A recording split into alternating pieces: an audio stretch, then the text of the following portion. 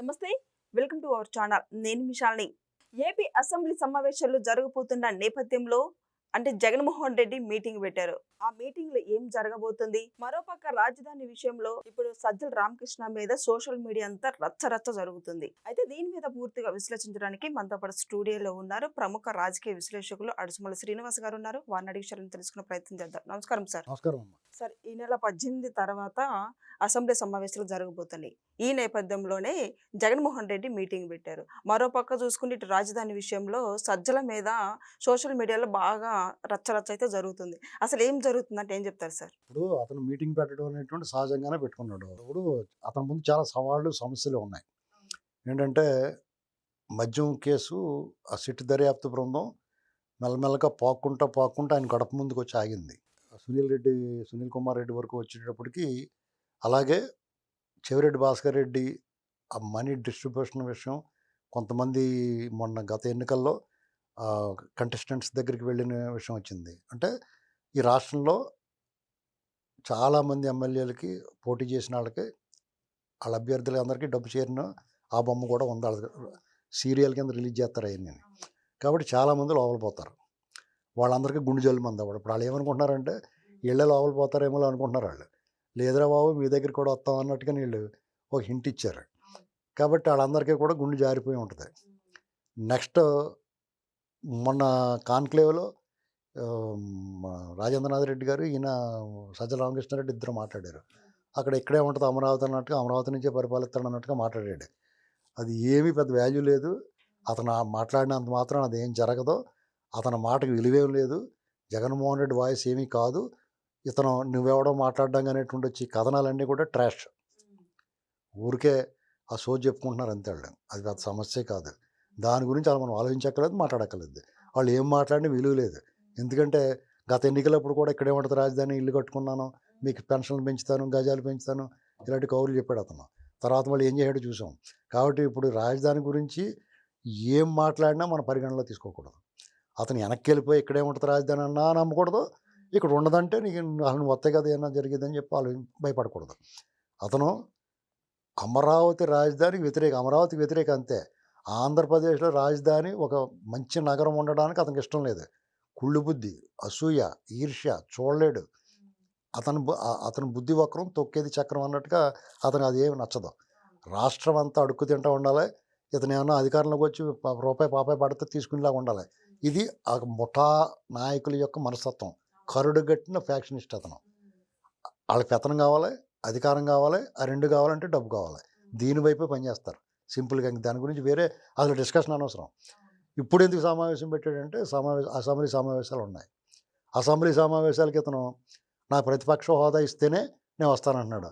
అసంబద్ధమైన, అసలు అర్థం లేని వాదన, డిమాండ్ని వాళ్ళు ఎవరని తెలిసి చీ అంటారని తెలిసినా కానీ సిగ్గు లేకుండా ప్రతి కూడా అదే మాట్లాడుతున్నారు. నీకు బుద్ధిలేడరా? ఆలీ అంటాడు బ్రహ్మానందం ఒకసారి ఏదో సినిమాలో. బ్రహ్మానందం గారు పాప అంటే నిన్ను ఎవడు అడిగాడు రా అంటాడు. అలాగా ఇతను ఏ రకంగా ఇస్తారు? అది నీకు ఎందుకు వస్తుందిరా అని చెప్పి అంటున్నారు. అయినా సరే వాళ్ళు సిగ్గు లేకుండా మాకు ఇస్తేనే వస్తా ఉంటున్నారు. ఎవడెత్తాడు? ఎవడి జేబులో ఉంది? సరే, నీకు వాళ్ళ అసెంబ్లీ ప్రమాణ స్వీకారం అప్పుడు నువ్వు పులివెందు ఎమ్మెల్యేగా అందరు ఎమ్మెల్యేలాగా ఆ గేట్ కాడ దిగి నడుచుకు రావాలి. నువ్వు మాజీ ముఖ్యమంత్రి కాబట్టి నీకు కొంతమంది అన్నులు వెళ్ళి పెద్దలను అడిగితే వాళ్ళు అక్కడి వరకు పర్మిషన్ ఇచ్చారు. వచ్చిన తర్వాత నువ్వేం చేసావు? వాళ్ళతో చంద్రబాబు గారు మాట్లాడిన తర్వాత ప్రమాణ స్వీకారం తర్వాత నాకు ఇవ్వాలని అడుగు. నీకు ఏ హోదాతో అడుగుతావు? అక్షర క్రమంలో ఎమ్మెల్యేలు అందరితో పాటు నీకు ప్రమాణ స్వీకారం సమయం వస్తుంది. అయినా సరే నీకు ఛాన్స్ ఇచ్చారు. వీళ్ళందరి తర్వాత మంత్రుల తర్వాత ఇచ్చారు. అది నీకు చాలలేదు. స్పీకర్ ఎన్నికప్పుడు కూడా చేతులు పిచ్చుకుంటా ముళ్ళమే కూర్చున్నట్టు కూర్చున్నావు. ఎప్పుడు లేచి పారిపోదాం అన్నట్టుగా. నువ్వు చూడలేకపోతున్నావు. సమస్య నీ దగ్గర ఉంది. నువ్వు ముఖ్యమంత్రిగా సీట్లో చంద్రబాబు గారిని చూడలేవు. ఎందుకంటే నువ్వు ముఖ్యమంత్రిగా ఉండగా ఆయన ఎన్ని మాటలు అనిపించేవు, నువ్వు అన్నావు. అది నీకు ప్రతి క్షణం కర్మ అనేటువంటిది నీకు గుర్తు చేస్తూ ఉంటుంది. అలాగే పవన్ కళ్యాణ్ గారిని ఎంత దారుణంగా దుర్భాషలు ఆడించావు, ఆయన ట్రోల్ చేయించావు, నువ్వు మాట్లాడావు. అలాగే లోకేష్ గారిని ఎదురుగుండా స్పీకర్ అయ్యన్ పాత్రుడు గారు ఆయన మీద చేసిన దౌర్జన్యం, అలాగే రఘురామకృష్ణరాజు గారిని ఏకనాక చంపించేస్తాను చూసావు. వాళ్ళందరినీ ఎదురుగుండా కూర్చుండగా ఎలాంటి లైన్ హార్టెడ్ ఉన్నవాడు కూడా కూర్చోలేడు ఇంత దుర్మార్గం చేసి. చంద్రబాబు నాయుడు గారు అటువంటి దుర్మార్గాలు చేయలేదు కాబట్టి ఒకే ఒక్కడు నిలబడి ఉన్నాడు అక్కడ. మీ అందరు 151 మంది ఉంటే ఆ దమ్ము ధైర్యం నీ దగ్గర ఎక్కడ ఉంటుంది? నువ్వు దొంగతనాలు చేసి, తప్పులు చేసి, నేరాలు చేసి, అవతల నువ్వు నానా మాటలని నువ్వు ముఖం ఎలా చెల్లుతుంది, అది చెప్పుకోలేక అది ఏడవలేక ఇలా చెప్తున్నారు ఏంటండి. ఒకవేళ నిజంగా వీళ్ళు చాలా మంచోళ్ళు కాబట్టి సర్లేవయ్యా ప్రతిపక్ష హోదా ఇస్తామన్నారు అనుకో, నువ్వు నెక్స్ట్ ఏం అడుగుతావు, 40% ఓట్లు ఉన్నాయి కదా, నాకు 10 రోజులు ముఖ్యమంత్రిగా ఉంటానంటావు. అసలు నువ్వు ఏదన్నా అడుగుతావు. సిగ్గు శరం మానవ మర్యాద అసలు సంప్రదాయం ఏమీ తెలియదు కాబట్టి ఇది ముందులోనే తుంచేయాలి. నీకు ఏమైనా పని చూసుకోరా బాబు అని. ఇప్పుడు వీళ్ళు ఏం చేశారంటే రఘురామకృష్ణరాజు గారు కానీ స్పీకర్ అయ్యన్ పాత్రుడు గారు కానీ వీళ్ళు ఆహ్వానించారు.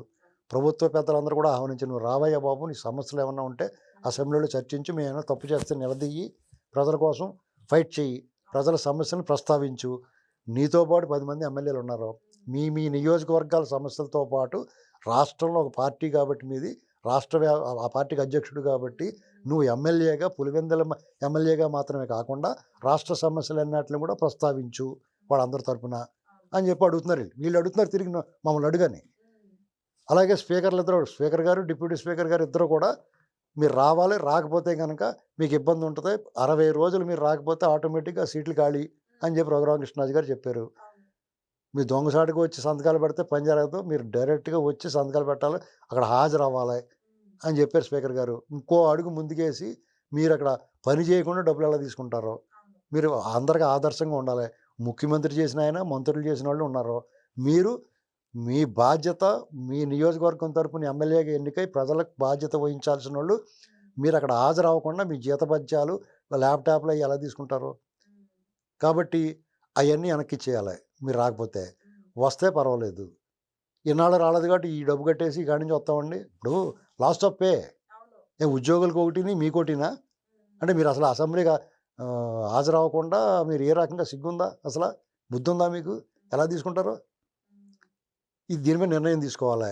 ఇప్పుడు సరే మేము వద్దాం అనుకుంటే వచ్చి తూతూ మంతరంగా వచ్చి సంతకం పెట్టేసి పోతే మీ అంత నీచ నికృష్టులు ఇంకోళ్ళు ఉండరని చెప్పేసి మనం గట్టిగా చెప్పచ్చు. ఎందుకంటే ప్రజాస్వామ్యంలో మిమ్మల్ని నిలదీస్తాం. ఖచ్చితంగా ప్రజాప్రతినిధులు అయి ఉండి మీరు వచ్చి తీరాలా, రాకపోతే వదులుకోవాలా. ఈ రెండాట్లు ఏదో ఒకటి నిర్ణయించుకోవాలా. ఏమి నిర్ణయించుకోకుండా మేము ఎమ్మెల్యేలుగా ఉంటాం, అన్నీ తీసుకు తినేస్తాం, ప్రజల సొమ్ము అప్పనంగా తింటాం అని చెప్పేసి మీరు ఇలా మాట్లాడితే ఖచ్చితంగా అంటాం.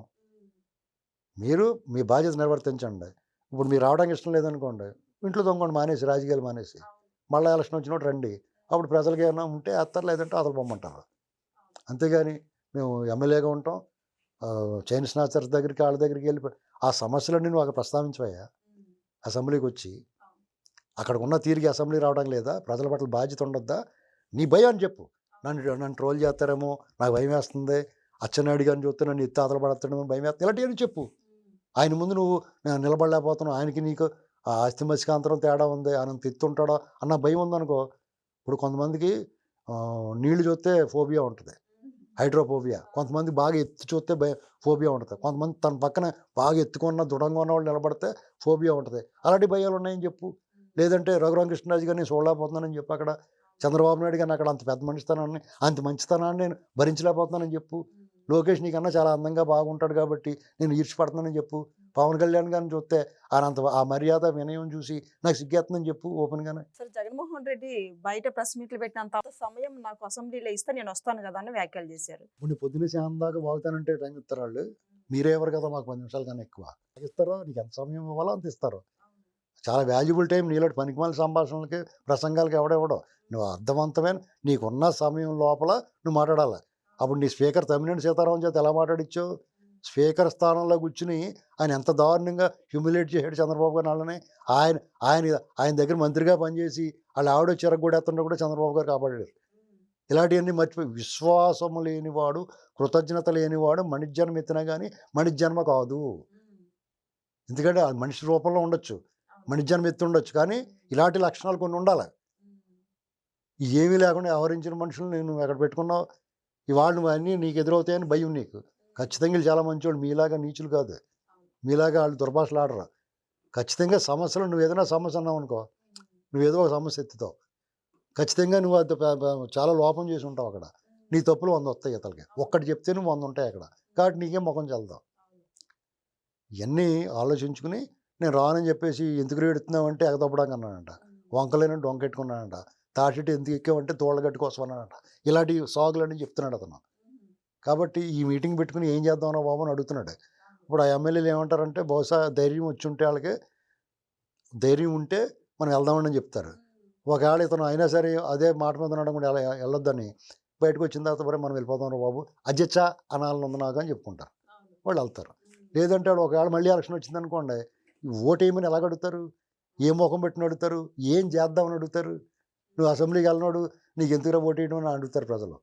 కాబట్టి ఇలాంటివన్నీ దీంతో పాటు ఈ పాము వచ్చేసింది కదా అక్కడికి మమ్మల్ని ఇద్దరిని అరెస్ట్ చేస్తారు. ఓ పక్కనే సునీత ఆవిడ 8 వారాలు టైం ఇచ్చారు. ఇక మేము తిరిగి రోడ్ల మీద తిరిగి రికార్డ్ డ్యాన్స్ అంతా అయిపోయింది ముగిసిపోయింది. ఇంకా మేము లోపల పోవాలని జాగ్రత్తలు అప్పచెప్తారు పార్టీకి.